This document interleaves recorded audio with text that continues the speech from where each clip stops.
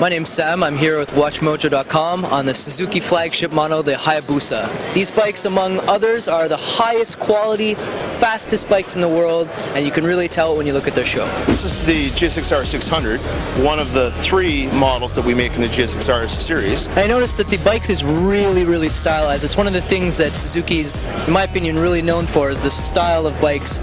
So what did you guys do in terms of style this year? These bikes are actually designed in wind tunnel testing. Through clay models and attaching all kinds of pieces of ribbon and using smoke chambers, they figure out the best flow, where the rider has to sit, how big the bubble or the fairing has to be for them to tuck under it. Once they figure that all out, then they try to smooth it over, paint it up and make it look pretty, but most of this design and style that you see is based on function rather than look.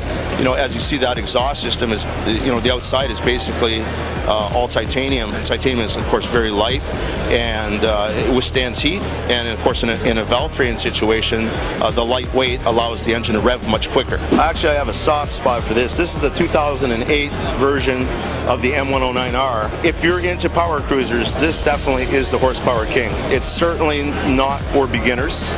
You need to know what you're doing. Why is it harder to ride a cruiser than it would be to ride, for instance, a sport bike? This, of course, it does have GS6R style brakes and calipers on it, but you're dealing with a lot more mass here, a lot more weight. You get that kind of speed going on a heavy bike, it takes a lot longer to slow down.